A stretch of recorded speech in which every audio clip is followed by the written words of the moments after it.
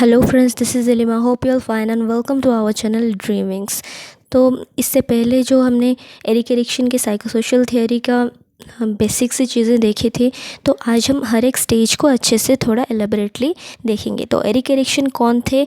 Erik Erikson एक German American developmental psychologist थे जिन्होंने कि आइडेंटिटी क्राइसिस को कॉइन किया था, और इनके थियोरी की वजह से वो बहुत फेमस थे। तो उन्होंने ये जो 8 स्टेजेस थे इसे डिस्क्राइब किया था, जिसे हमने अपनी प्रीवियस वीडियो में देखा है कि अर्ली चाइल्डहुड में आता है अपना autonomy versus shame, preschool में initiative versus guilt, school age में इंडस्ट्री वर्सेस इन्फेरियोरिटी, एडोलेसेंस में identity versus role confusion, young adulthood में intimacy versus isolation, middle adulthood में जनरेटिविटी वर्सेस स्टैग्नेशन, मैच्योरेशन में ईगो इंटीग्रिटी वर्सेस डिस्पेयर। तो ये जो 8 psychosocial development का जो स्टेजेस उन्होंने दिया था, एक एक स्टेज को क्रॉस करके इंसान आगे बढ़ता है अकॉर्डिंग टू एरिक एरिक्सन।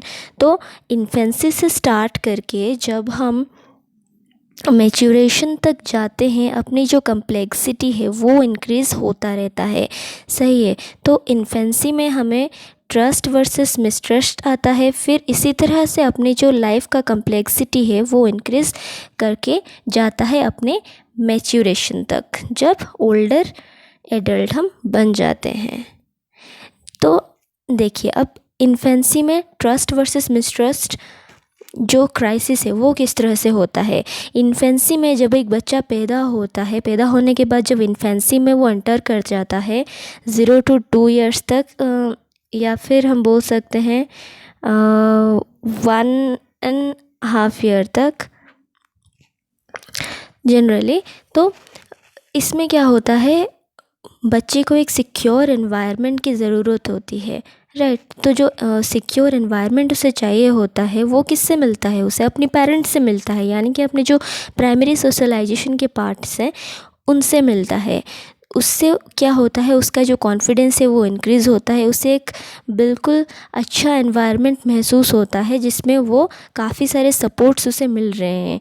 तो अगर पेरेंट्स हार्ड वर्किंग ज़्यादा रहेंगे तो उसके पॉजिटिव आउटकम ज़्यादा रहते हैं बच्चे के लिए। तो अगर उसे वो एनवायरनमेंट उसे नहीं मिल पाया, अगर उसे वो एनवायरनमेंट नहीं मिला, तो उसके अंदर क्या डेवलप करता है? मिसट्रस्ट। अगर उसे वो सिक्योर एनवायरनमेंट और अटैचमेंट मिल जाता है तो वो बिल्कुल उससे ट्रस्ट मिल जाता है अपने पेरेंट्स का, यानी कि उसे अपनी पेरेंट्स पर, अपनी एनवायरनमेंट पर काफ़ी ज़्यादा ट्रस्ट हो जाता है, और वो उसी ट्रस्ट को लेकर अपनी नेक्स्ट स्टेज यानी कि अपने जो अर्ली चाइल्डहुड है वहाँ एंटर करता है। पर अगर वो एनवायरनमेंट उसे नहीं मिल पाया, उसके अंदर एक मिसट्रस्ट आ जाता है। नेक्स्ट आ जाता है अपना ऑटोनमी वर्सेस सेम, जो कि अपना अर्ली चाइल्डहुड में हम देखते हैं, राइट। अर्ली चाइल्डहुड में देखते हैं जिसे हम,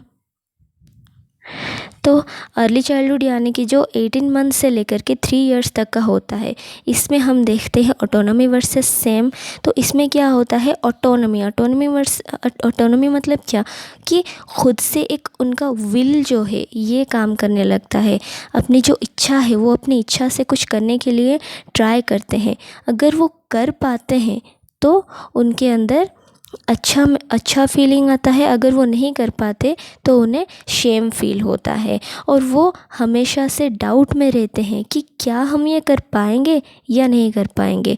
तो इसी के वजह से अगर उन्होंने एक काम को सोचा करने के लिए, अगर वो बच्चा सोच रहा है कुछ खेलूं, अगर वो खेलने में सक्षम रहा तो उसे एक ऑटोनॉमी वाला फील आता है। अगर वो नहीं खेल पाया, अगर वो अदर बच्चों के सामने वो मतलब हार जाता है, या फिर उस तरह से कुछ उसे अच्छा महसूस नहीं होता, तो उसे लगता है शेम, तो उसे शेम आ जाता है, वो फिर से नेक्स्ट टाइम वो खेलने के लिए नहीं जाता। तो इस तरीके से क्या होता है कि जो डाउट है उन लोगों के अंदर और भी ज़्यादा बढ़ जाता है, और वो उसी तरह से डाउट को लेके अपने नेक्स्ट स्टेज में चले जाते हैं, जहाँ वो फिर से उसी ऑटोनॉमी वर्सेस सेम की क्राइसिस में ही चलते हैं। फिर पॉजिटिव आउटकम क्या आता है, देखिए जब चिल्ड्रन एक स्टेज को सक्सेसफुली जब कंप्लीट करते हैं सिक्योरिटी के साथ, जो इन्फेंसी था उसमें उसे अगर सिक्योर एनवायरनमेंट मिला होगा तो उसके अंदर एक कॉन्फिडेंट होगा कि हाँ मैं ये चीज़ कर पाऊँगा। अगर उसे इन्फेंसी में वो चीज़ नहीं मिली तो ऑटोनॉमी वर्सेस शेम वाली जो अर्ली चाइल्डहुड है उसमें भी उसे कॉन्फिडेंस लैक होगा। तो इसी को लेकर जो इन्फेंसी में क्राइसिस था, उस क्राइसिस को लेकर जब ये अर्ली चाइल्डहुड में आया तब उसे नेगेटिव आउटकम क्या मिलने वाला है, डाउट। वो ख़ुद पर उसी तरीके से डाउट करता रहेगा, वो कॉन्फिडेंस लेवल अपना इंक्रीज़ नहीं कर पाएगा। नेक्स्ट आ जाता है अपना इनिशिएटिव वर्सेस गिल्ट, जो कि हमारा प्री स्कूल एज है, यानी कि 3 to 5 या फिर 6 ईयर तक का मान लेते हैं। तो प्री स्कूल में क्या होता है, इनिशिएटिव मतलब खुद कुछ इनोवेटिव करने का। जो बच्चे होते हैं ये क्या होते हैं, नेचुरल साइंटिस्ट होते हैं, यानी कि वो खुद से बहुत कुछ करना चाहते हैं। कुछ बच्चे कर पाते हैं, कुछ बच्चे नहीं कर पाते। पर अगर इन्फेंसी में उसे सिक्योर एनवायरनमेंट नहीं मिला, फिर वो अपने सेकेंड स्टेज में भी उसी गिल्ट को लेकर, उसी डाउट को लेकर गया, थर्ड स्टेज में एंटर किया, फिर क्या होगा, उसके अंदर जो क्राइसिस था वो अब तक भी ज़िंदा रहेगा थर्ड स्टेज में भी। तो ये क्या करेगा, उसके अंदर कॉन्फिडेंस उसी तरह से लेक ही करेगा। वो जब भी कुछ इनोवेटिव करने के लिए ट्राई करेगा वो काफ़ी ज़्यादा पीछे हटेगा। तो देखिए इस तरीके से क्या होता है, जो इनिशिएट मतलब कि कुछ स्टार्ट करने का जो कॉन्फिडेंस है वो बिल्कुल बच्चों में लैक कर जाता है। पहले स्टेजेस से अगर सब कुछ सही रहा, अगर सिक्योर एनवायरनमेंट मिला तो वो सही तरीके से जाता है। अगर किसी भी स्टेज में कुछ भी उसे नेगेटिव आउटकम मिल जाता है तो वो अपनी नेक्स्ट स्टेज को भी उसी नेगेटिव आउटकम के साथ ही जाता है। तो देखिए इनिशिएटिव वर्सेस गिल्ट में क्या होता है, जब कुछ इनिशिएट कर पाता है तब आ जाता है उससे पॉजिटिव आउटकम, यानी कि उसे अच्छा लगता है कि हाँ मैंने ये कर दिखाया। अगर वो नहीं कर पाता है तो उसके अंदर एक गिल्ट आ जाता है कि हाँ अदर बच्चे लोग कर पा रहे हैं, मैं नहीं कर पा रहा, तो उसे एक नेगेटिव आउटकम मिल जाता है। वो बिल्कुल ख़ुद को अनसक्सेसफुल महसूस करता है और वो अपनी नेक्स्ट स्टेज को भी उसी अनसक्सेसफुल वाले फीलिंग को लेकर ही चलता है। फिर आता है अपना इंडस्ट्री वर्सेस इन्फेरियोरिटी, जो कि 6 to 11 ईयर्स तक का या फिर 12 ईयर्स भी हम देख सकते हैं। तो ये इसमें क्या कॉन्फ्लिक्ट आता है, क्राइसिस आता है इंडस्ट्री वर्सेस इन्फेरियोरिटी का, जिसमें वो ये बिल्कुल क्या होता है, स्कूल एज होता है, राइट। तो 6 to 11 ये स्कूल एज में होता है, इसमें रिलेशनशिप्स नेबर्स के साथ, स्कूल में हर किसी के साथ जो कॉम्पिटेंसी है उसे दर्शाता है। तो इंडस्ट्री वर्सेस इन्फेरियोरिटी में क्या होता है, उन्हें काफ़ी कुछ करना होता है, हर किसी के साथ कॉम्पिटेंस दिखाना पड़ता है, हर एक चीज़ के साथ कॉम्पिटेंस बनना पड़ता है। अगर वो नहीं बन पाते तो उनका स्ट्रेंथ जो है वो छूट जाता है, वो कमज़ोर होने लगते हैं, कमज़ोर यानी कि साइकोलॉजिकली कमज़ोर हो जाते हैं। तो इंडस्ट्री वर्सेस इन्फेरियोरिटी में जब चाइल्ड अपने जो स्किल्स हैं उसे डेवलप करने की कोशिश करते हैं कि अपनी सोसाइटी में अपना कुछ एक आइडेंटिटी बनाने की कोशिश करते हैं। आइडेंटिटी मतलब कि कुछ बोल सकते हैं कि उन्होंने कुछ किया तो उन्हें लोग बोलेंगे हाँ ये बच्चा बहुत अच्छा काम कर रहा है या फिर पढ़ाई में अच्छा है। तो ये सब जो है वो पॉजिटिव आउटकम देते हैं बच्चों को। अगर वो नहीं कर पाए कुछ तो इससे उनको नेगेटिव आउटकम मिलती है, इन्फेरियर हो जाते हैं वो। नेक्स्ट आ जाता है अपना आइडेंटिटी वर्सेस रोल कन्फ्यूज़न किस में आते हैं, एडोलेसेंस में। तो एडोलेसेंस यानी कि 11 to 18 ईयर्स। एडोलेसेंस में क्या होता है, अपनी जो आइडेंटिटी बनाने का जो जुनून है वो होता है बच्चों के अंदर, और अगर वो कुछ आइडेंटिटी बना नहीं पाए तो उससे शुरू होता है कन्फ्यूज़न यानी कि हम अब देखिए एडोलेसेंस में काफ़ी सारे जो चेंजेस होते हैं उसमें ज़्यादा कुछ प्रेशर भी बन जाते हैं, स्टडीज़ के प्रेशर भी होते हैं और फ्यूचर में हम क्या कर पाएंगे नहीं कर पाएंगे, करियर का टेंशन भी तब आ जाता है बच्चों में। एडोलेसेंट्स को, बच्चा तो नहीं बोल सकते, एडोलेसेंट्स को, सही है। तो इसमें एक आइडेंटिटी और रोल, अपना रोल क्या है, अपनी जो सोसाइटी है उसमें अपना रोल क्या है, तो एक सोसाइटी में अपना एक आइडेंटिटी बनाने का जो जुनून है वो क्रिएट करता है रोल कन्फ्यूज़न। अगर उन्हें कोई आइडेंटिटी नहीं मिल पाई तो उससे आ जाता है कन्फ्यूज़न। इसमें पॉजिटिव आउटकम किस तरह से आता है, कुछ जो स्ट्रॉन्ग आइडेंटिटी अगर इमर्ज हो गया, खुद का आइडेंटिटी एडोलेसेंट्स में किस तरह से होता है।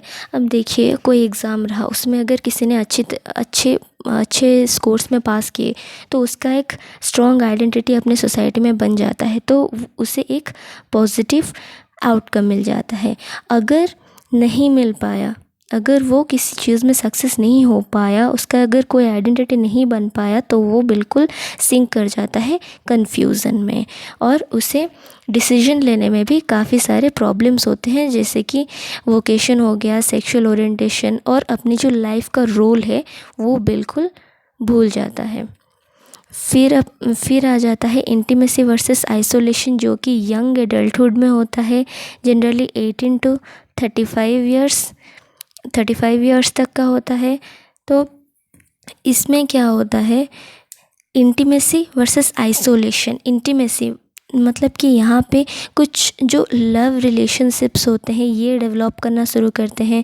तो इस तरीके के जो रिलेशन्स है, बोलते हैं कि इस एज में जो है हर किसी को एक पार्टनर की ज़रूरत होती है, राइट। तो अपना एक आइडेंटिटी बनाने के बाद एक जो रिलेशनशिप चाहते हैं लोग, अगर वो नहीं मिल पाया तो उन्हें आइसोलेट फील होता है, उन्हें बिल्कुल अकेलापन महसूस होता है और उन्हें रिजेक्शन का फियर भी काफ़ी ज़्यादा रहता है। फिर आ जाता है जनरेटिविटी वर्सेस स्टैग्नेशन, जो कि 35 to 65 ईयर्स तक का क्राइसिस होता है। तो ये किस में होता है, मिडिल एडल्टहुड में।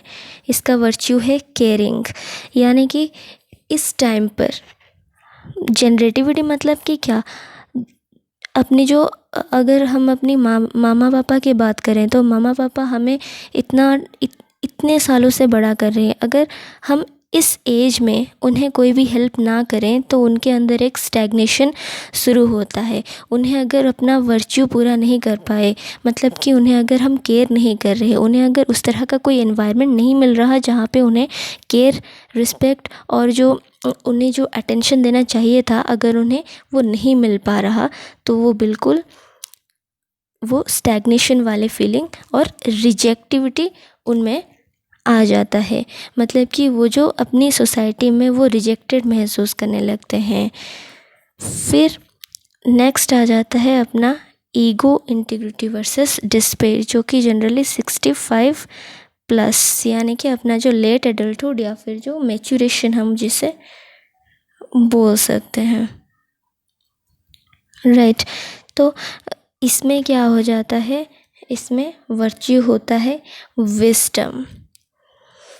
तो ये तो रहा अपने स्टेजेस। अब इसे अगर टेबल में देखें तो कुछ इस तरह से है। पहला अपना आ जाता है age of 1 years, stage infancy, psychosocial crisis क्या है, trust versus mistrust, psychosocial strength है होप, और एनवायरमेंटल इन्फ्लुएंस, यानी कि हमें किस चीज़ से इन्फ्लुएंस होता है ज़्यादा, मैटरनल से ज़्यादा इन्फ्लुएंस होता है, यानी कि अपनी जो फैमिली है, अपने मम्मा पापा हैं, उनसे हमें ज़्यादा केयर की ज़रूरत होती है, अटेंशन की ज़रूरत होती है। नेक्स्ट स्टेज है 2 to 3 ईयर्स, वो आता है अपनी अर्ली चाइल्डहुड में, जिसमें हम देखते हैं ऑटोनॉमी वर्सेस शेम, जिसमें हमारा विल पावर काम करता है। विल पावर यानी कि अपनी जो इच्छा है, अपनी इच्छा शक्ति से कुछ करने का जो है उसे हम ऑटोनॉमी कहते हैं। तो अगर वो हम नहीं कर पाते हैं तो हमारे अंदर आ जाता है शेम। वो जनरली बोथ पेरेंट्स और एडल्ट सब्स्टिट्यूट्स के लिए आते हैं। नेक्स्ट आ जाता है 3 to 6 ईयर्स, जो कि है pre school. Initiative versus guilt वाला जो क्राइसिस है। फिर यहाँ पे आ जाता है अपना स्ट्रेंथ, पर्पस। इस तरीके से ये आप फॉलो कर सकते हैं। तो वीडियो अच्छा लगे तो लाइक शेयर एंड सब्सक्राइब ज़रूर कीजिएगा। Thanks for watching this video. Hope you like it. फिर मिलते हैं अपनी नेक्स्ट वीडियो पर। Till then be safe, keep learning. सीखते रहिए, सिखाते रहिए। God bless you. Thank you.